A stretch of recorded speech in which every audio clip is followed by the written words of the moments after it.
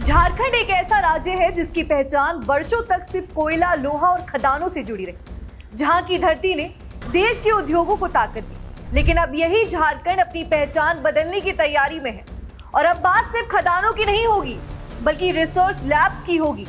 अब चर्चा सिर्फ खनिज की नहीं होगी बल्कि आर्टिफिशियल इंटेलिजेंस, डिजिटल टेक्नोलॉजी और पर्यटन और नवाचार की भी होगी। और इसी बदलाव की सबसे बड़ी तस्वीर सामने आई नई दिल्ली में आयोजित नेशनल स्टेक होल्डर कंसल्टेशन 2026 के मंच से, जहां झारखंड सरकार ने करीब 99,000 करोड़ रुपए के 14 बड़े समझौता ज्ञापनों पर हस्ताक्षर कर यह संकेत दे दिया है कि राज्य अब निवेश, तकनीक और रोजगार के नए दौर में प्रवेश करना चाहता है। नमस्कार दर्शकों, आप देख रहे हैं डीएनपी इंडिया और मैं हूं आपके साथ खुशी सिंह। नई दिल्ली में आयोजित 2 दिवसीय नेशनल स्टेक होल्डर्स कंसल्टेशन 2026 के समापन सत्र में झारखंड सरकार ने औद्योगिक और आर्थिक विकास की दिशा में एक बहुत बड़ा फैसला लिया है। सरकार ने अलग अलग क्षेत्रों में 99,000 करोड़ रुपए से ज्यादा के निवेश के लिए 14 बड़े समझौता ज्ञापनों यानी AMOU पर हस्ताक्षर किए।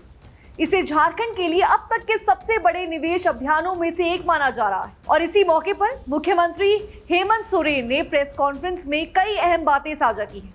तो आइए दर्शकों, सबसे पहले सुन लेते हैं उन्होंने क्या कुछ कहा। मुझे लगता है कि झारखंड के लिए एक वर्तमान परिस्थिति जो निर्भरता है, उस निर्भरता में एक नया अध्याय हम लोगों ने जोड़ा है और मुझे लगता है इसका परिणाम जल्द से दिखे। आगे इस पर काम करें। राज्य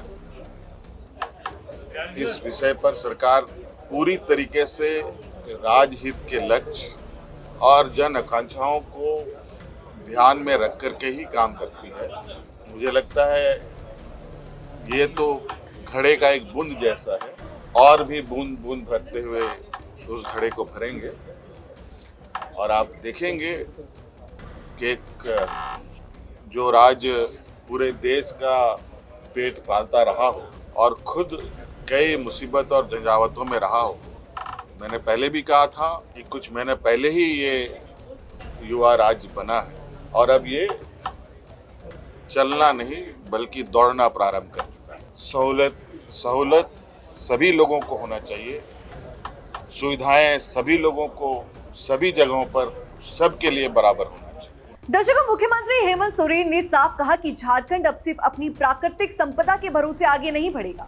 सरकार चाहती है कि राज्य की पहचान अब टेक्नोलॉजी, रिसर्च, इनोवेशन और नए आइडियाज से बने। उन्होंने कहा कि झारखंड को माइन से माइंस की तरफ ले जाना सरकार का बहुत बड़ा लक्ष्य है। मुख्यमंत्री ने कहा कि दुनिया तेजी से बदल रही है।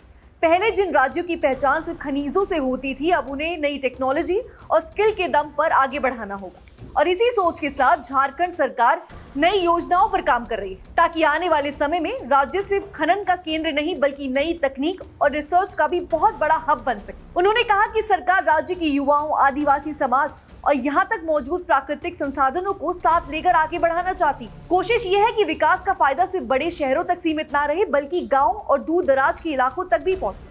खास तौर पर आदिवासी समाज को इस विकास यात्रा का मजबूत हिस्सा बनाया जाएगा। दर्शकों, मुख्यमंत्री ने अधिकारियों को साफ निर्देश दिए हैं कि जो भी योजनाएं बनाई गई हैं उन्हें तय समय के अंदर जमीन पर उतारा जाए। उन्होंने कहा कि सरकार सिर्फ घोषणाएं करके रुकने वाली नहीं है। असली काम तब होगा जब निवेश जमीन पर दिखाई देगा, फैक्ट्रियां लगेंगी, रोजगार पैदा होगा और लोगों को उसका फायदा मिलेगा। और इसी के साथ उन्होंने ये भी कहा कि उद्योग जगत की तरफ से मिला इतना बड़ा निवेश इस बात का संकेत है कि देश की बड़ी कंपनियां अब झारखंड की नीतियों पर भरोसा कर रही हैं। मुख्यमंत्री के मुताबिक इस AMOU सिर्फ कागजी समझौते तक सीमित नहीं रहेगा बल्कि झारखंड की भविष्य की मजबूत नींव भी बनेगी। मुख्यमंत्री ने देश भर से आए उद्योगपतियों, निवेशकों और तकनीक विशेषज्ञों को भरोसा दिलाया है कि झारखंड सरकार निवेशकों के लिए आसान और पारदर्शी व्यवस्था तैयार कर रही है। अगर किसी निवेशक को कोई दिक्कत आती है तो सरकार उसे जल्द से जल्द दूर करने की कोशिश करेगी ताकि परियोजनाएं बिना रुकावट आगे बढ़ सके। और इसी के साथ ही उन्होंने उद्योग जगत से अपील करते हुए कहा कि झारखंड में सिर्फ कुछ साल के लिए नहीं बल्कि लंबे समय तक साथ काम करने की सोच के साथ आए। सरकार भी हर स्तर पर पूरा सहयोग देने के लिए तैयार है। अगर इन 14 AMOU की बात करें तो इन्हें सबसे ज्यादा 10 समझौते उद्योग विभाग ने दिए। इसके अलावा 2 समझौते IT विभाग और 2 समझौते पर्यटन विभाग की तरफ से किए गए। इसका मतलब साफ है कि सरकार अब सिर्फ फैक्ट्री लगाने तक सीमित नहीं रहना चाहती, बल्कि डिजिटल टेक्नोलॉजी, AI पैटर्न और पर्यटन और नई अर्थव्यवस्था पर भी बराबर ध्यान दे रही। इन निवेशों के जरिए आर्टिफिशियल इंटेलिजेंस, आधुनिक इंफ्रास्ट्रक्चर और पर्यटन जैसे क्षेत्रों को आगे भी बढ़ाया जाएगा और आने वाले समय में इन सेक्टरों में नए प्रोजेक्ट शुरू होने की भी काफी उम्मीद है, जिससे राज्य में रोजगार के नए मौके पर भी बन सकते हैं। दर्शकों, मुख्यमंत्री ने आदिवासी समाज को लेकर भी बहुत बड़ा संदेश दिया। उन्होंने कहा कि विकास का सबसे ज्यादा फायदा उन लोगों तक पहुंचना चाहिए जो आज भी मुख्य धारा में पूरी तरह नहीं जुड़ पाए, और यही वजह है उन्होंने झारखंड औद्योगिक क्षेत्र विकास प्राधिकरण यानी GID की इस योजना की समीक्षा करने को कहा, जिसमें आदिवासी उद्यमों को 25% की छूट दी जाती। मुख्यमंत्री ने सुझाव दिया है कि इस छूट को बढ़ाकर 50% तक करने की संभावना पर भी विचार किया जाएगा, ताकि ज्यादा से ज्यादा आदिवासी युवा अपना कारोबार शुरू कर सके।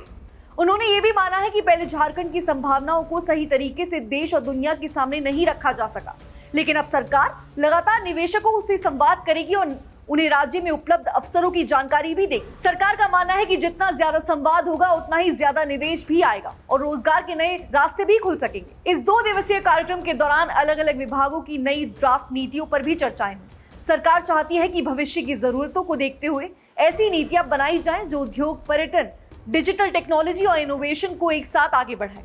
99,000 करोड़ रुपए के निवेश की घोषणा निश्चित रूप से बड़ी है, लेकिन इसकी असली सफलता इस बात पर निर्भर करेगी कि ये परियोजना कितनी जल्दी जमीन पर उतरती है।